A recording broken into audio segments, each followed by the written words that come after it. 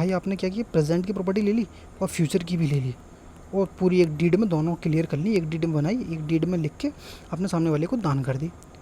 भाई फ्यूचर की तो वैलिड ही नहीं है ना। तो दोस्तों, आज हम गिफ्ट का थर्ड सेक्शन पढ़ने वाले हैं। 122 से स्टार्ट किया था, 123 भी क्लियर हो गया। आज हम पढ़ेंगे सेक्शन 124, जो बताता है कि वर्तमान और भावी संपत्ति का दान।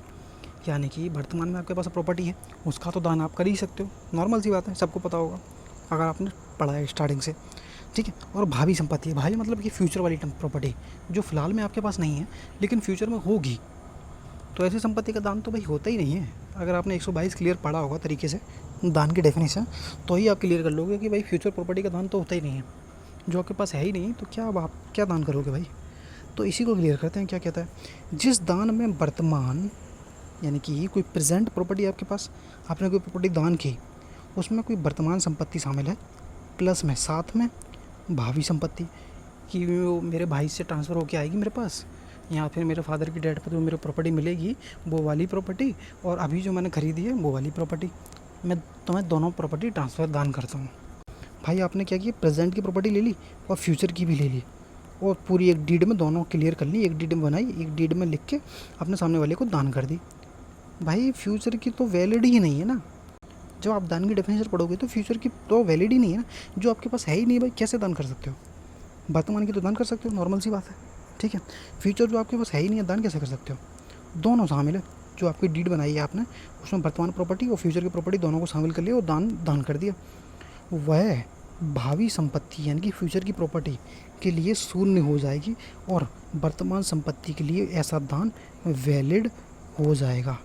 सीधी बात है कि जब आपने दोनों चीज़ें शामिल कर ली हैं, वर्तमान की प्रॉपर्टी और फ्यूचर की संपत्ति, और उस डीड को साइन वाइन करके सामने वाले को पकड़ा दिया कि मैंने तेरे को दान दे दिया।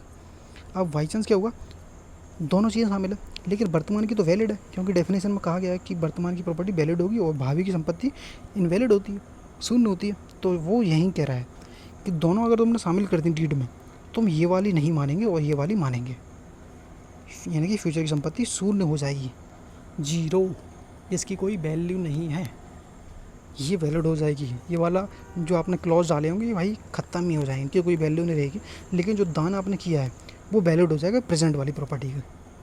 फ्यूचर की प्रॉपर्टी इनवैलिड, शून्य हो जाएगी, भले ही आपने वो पॉइंट लिख दिया हो दान की डीड में, ठीक है। तो ये क्लियर हो गया। थोड़ा पॉइंट मैंने लिखे हैं वो भी समझ लेते हैं भाई। वर्तमान में भविष्य में संपत्ति का दान, उपहार केवल वर्तमान यानी कि जो प्रेजेंट में अस्तित्व में है का ही किया जा सकता है, नॉर्मल सी बात है, सबको पता है।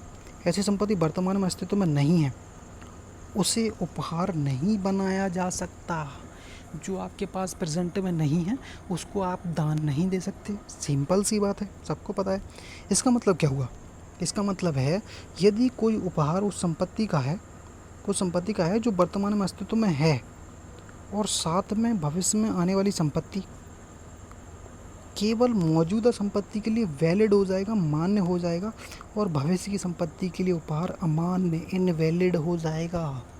वही हम यहाँ कह रहे हैं कि वो शून्य हो जाएगा, जिसकी कोई वैल्यू ही नहीं रहेगी। ये तो वैलिड हो जाएगा और ये इनवैलिड हो जाएगा। सेकंड कहता है कि भविष्य की संपत्ति का उपहार वास्तव में एक वादा होता है कि मेरे पास होगी प्रॉपर्टी फ्यूचर में, मेरा बाप मरेगा तो मैं तुम्हें वो प्रॉपर्टी दान दूंगा। भाई एक तरह से प्रॉमिस तो हुआ। अब प्रॉमिस होता है तो जो भविष्य में पूरा किया जाना है, क्योंकि इसमें कोई प्रतिफल नहीं होता है, कंसिडरेशन तो है ही नहीं, आपसी में कुछ नहीं है, कोई प्रतिफल ही नहीं है आपस में, तो ये वादा मान्य नहीं होता, तो ये प्रॉमिस है वो वैलिड नहीं होता है। तो ये हमारा 124 क्लियर हो सकता है कि भाई प्रेजेंट प्रॉपर्टी वैलिड होता है, प्रेजेंट प्रॉपर्टी का दान वैलिड होगा और फ्यूचर की प्रॉपर्टी का दान इनवैलिड होगा, यानी कि शून्य होगा, जिसकी कोई वैल्यू नहीं होगी। लेकिन पूरी डीड वो वैलिड डीड हो जाएगी आपकी प्रेजेंट वाली के लिए, और फ्यूचर की जो कौन आपने क्लॉज लिखे होंगे वो शून्य हो जाएंगे, उनकी कोई वैल्यू नहीं होगी, लेकिन दान वैलिड हो जाएगा, बार बार दान नहीं करना आपको, ठीक है। तो ये फ्यूचर में कोई प्रॉब्लम ना हो इसलिए ये सेक्शन क्लियरली डाल दिया गया था कि आपने दोनों चीज़ें दान कर दी तो ये वाली वैलिड हो जाएंगी, ये ख़त्म हो जाएगी, इसको हम नहीं मानेंगे। तो ये हमारा सेक्शन क्लियर हो गया 124। इसके बाद हम 125 क्लियर करेंगे।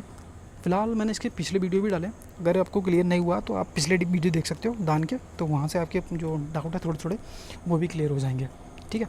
तो फिर भी नहीं समझ में आया हो, वैसे तो समझ में आ गया भाई, कुछ था ही नहीं, ठीक है, फिर भी चैनल को सब्सक्राइब करना भाई, और वीडियो को लाइक कर दिया करो यार, पसंद आए तो। नहीं आए तो कोई बात नहीं, तो सब्सक्राइब भी कर देना, ठीक है। तो चलिए मिलते हैं अगली वीडियो में। Thank you.